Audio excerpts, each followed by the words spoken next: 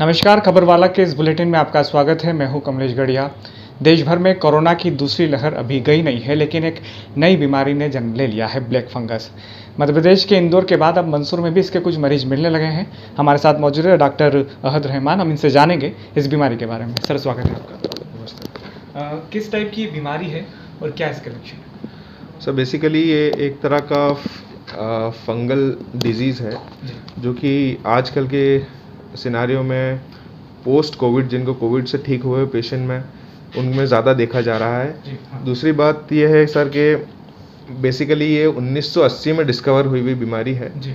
जो 1000 या 10,000 15,000 में से किसी एक को देखने को मिलती है नॉर्मली। बट अभी जिनको कोविड हुआ है रिसेंटली, उनके ठीक होने के बाद इसके लक्षण ज़्यादा देखे गए हैं। असल में ये पुरानी बीमारी नहीं है, मतलब पुरानी बीमारी है, असल में नई बीमारी नहीं है। नई बीमारी नहीं है, काफ़ी पुरानी। 1980 में पहला केस दिखा था और इसका नाम भी इसी तरह से पड़ा है, ब्लैक फंगस म्यूकोरमाइकोसिस। म्यूकोर मतलब सड़ा हुआ, कुछ काला होना, सड़ना, इसलिए उसका नाम ब्लैक फंगस दिया गया है। अच्छा, कैसे इसके लक्षण हैं और कैसे पता चलता है? सर, बेसिकली देखा जाए तो इसमें नॉर्मली सबसे पहले एक छोटा सा छाला होता है जो कि आमतौर पे ये बीमारी मुंह के अंदर ज़्यादा देखी गई है।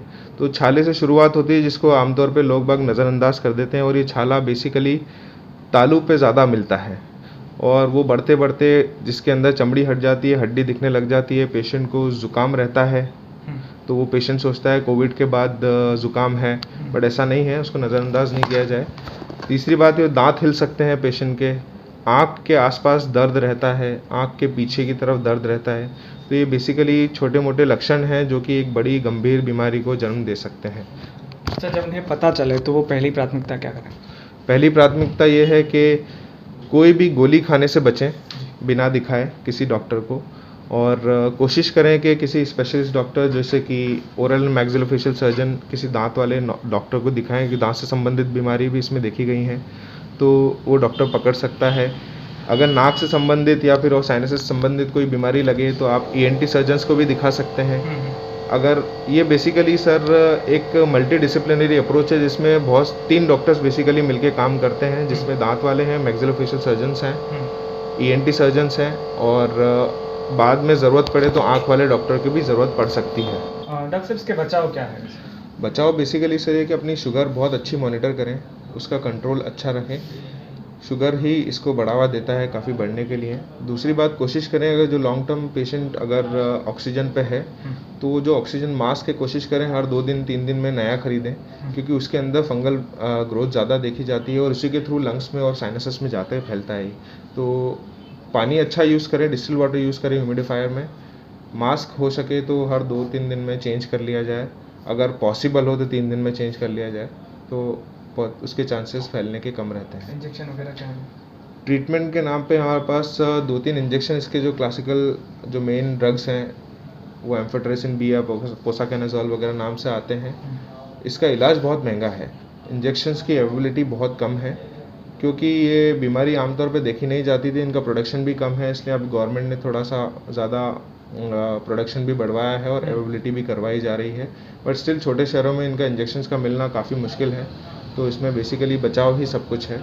और अर्ली स्टेज पे अगर ये बीमारी पकड़ ली जाए तो पेशेंट को बचाया जा सकता है, ब्रेन तक फैलने से रोका जा सकता है और जान भी बच सकती है। अच्छा डॉक्टर साहब, एक और ये पूछना था, क्या जो कोरोना पेशेंट हैं उन्हीं में ये बीमारी हो रही है या अदर भी हो सकती है? जी, कोविड के पेशेंट्स में जो ठीक हुए हैं उनमें ही देखा जा रहा है आजकल, वरना आमतौर पे ये बीमारी इतनी प्रिवेलेंट नहीं है इंसानी शरीर पे।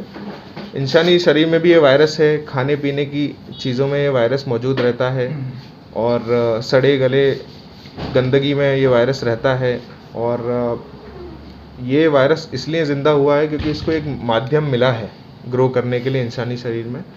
जैसे कि पेशेंट जो कोविड वाले मरीज़ हैं उनमें स्टेरॉइड का यूज़ ज़्यादा हो रहा है, उससे इनडायरेक्टली आपकी शुगर बढ़ रही है। शुगर एक ऐसा माध्यम है जिससे बहुत सारी चीज़ें पनप सकती हैं शरीर में, तो शुगर एक ऐसा माध्यम बन रहा है उस फंगल डिजीज़ के लिए जो इसको ज़्यादा बढ़ावा दे रहा है। इसका संक्रमण किस टाइप से फैलता है? संक्रमण बेसिकली सर जो पेशेंट लॉन्ग टर्म ऑक्सीजन पे हैं जो ऑक्सीजन नाक के थ्रू या मास्क के थ्रू ले रहे हैं। और आपने देखा होगा कि ऑक्सीजन टंकियों में और ऑक्सीजन कंसंट्रेटर में ह्यूमिडिफायर के चक्कर वजह से एक पानी भरा जाता है बॉटल में, जिससे बबल्स बनते हैं और ऑक्सीजन आती है पेशेंट के। वो पानी अगर साफ़ सुथरा ना हो, डिस्टिल वाटर ना हो, या नॉर्मल नल का पानी अगर पेशेंट भर रहा हो या फिर उस बॉटल को क्लीन नहीं कर रहा हो, तो ये ज़्यादा तेज़ी से फैलने वाली बीमारी है, पेशेंट को होने के चांसेस ज़्यादा हैं। इलाज क्या है इसका? इलाज ऐसा है सर कि आप किसी स्पेशलिस्ट डॉक्टर के पास जाएं और वो भी आपको कोई सीटी स्कैन, या फिर हम लोग बेसिकली ट्राई करते हैं कि सीबीसीटी स्कैन कराते हैं, जो कि और सर इसमें एक रेडिएशन का बहुत बड़ा फैक्टर है। पेशेंट ऑलरेडी काफ़ी चेस्ट एक्सरे वगैरह करवा चुका होता है, सीटी करवा चुका होता है, तो हम रेडिएशन से बचाने के लिए कोशिश करते हैं कि सीबीसीटी स्कैन हो, जो एक्चुअली कम रेडिएशन वाला, बहुत ही कम रेडिएशन वाला एक सीटी स्कैन होता है, जो जबड़े का होता है, तो हम वो प्रिफ़र करते हैं। उसके बाद ये देखने के लिए कि ये पस कैसे बन रहा है, नाक से गंदगी के, हम कोशिश करते हैं कि कल्चर सेंसिटिविटी हो पेशेंट की, जिसकी रिपोर्ट आमतौर पे 3 दिन में आ जाती है। उसमें मालूम पड़ जाता है बीमारी बैक्टीरिया की है या फंगल की है, और जैसे ही आता है उसके अकॉर्डिंग उसकी दवाई दी जाती है। अभी ब्लैक फंगस चल ही रहा है, लेकिन कुछ केसेस देश में वाइट फंगस के भी आए हैं, तो वो किस टाइप से रहे? रिसेंटली अभी देखा गया पटना में 4 केसेस वाइट फंगस के भी आए हैं। ये कहा जा रहा है कि काफ़ी डेंजरस है ब्लैक फंगस से भी, तो इसका भी यही लक्षण है कि ये लंग्स में होने वाली ज़्यादा बीमारी है। साथ ही साथ ये शरीर के दूसरे हिस्सों पे भी इफ़ेक्ट डाल रही है, जैसे कि स्किन पे हो रहा है, नाखून पे हो रहा है, लंग्स के अंदर हो रहा है, और ये जैसे जैसे फैलेगा वैसे वैसे पेशेंट की इम्यूनिटी और डाउन होगी और पेशेंट की मोर्टालिटी रेट ज़्यादा है, इसलिए इसको डेंजरस बोला गया है। तो ये थे डॉक्टर अहद रहमान, जिन्होंने जो ब्लैक फंगस के बारे में, बचाव और लक्षण सभी के बारे में बताया है। साथ ही उन्होंने कहा है कि अगर आपको इस तरीके के लक्षण पाए जाए तो आप घर पे ही इलाज ना करें, एक अच्छे डॉक्टर को ज़रूर दिखाएं। इसी तरह की खास खबरों को देखने के लिए खबर वाला चैनल को सब्सक्राइब करें।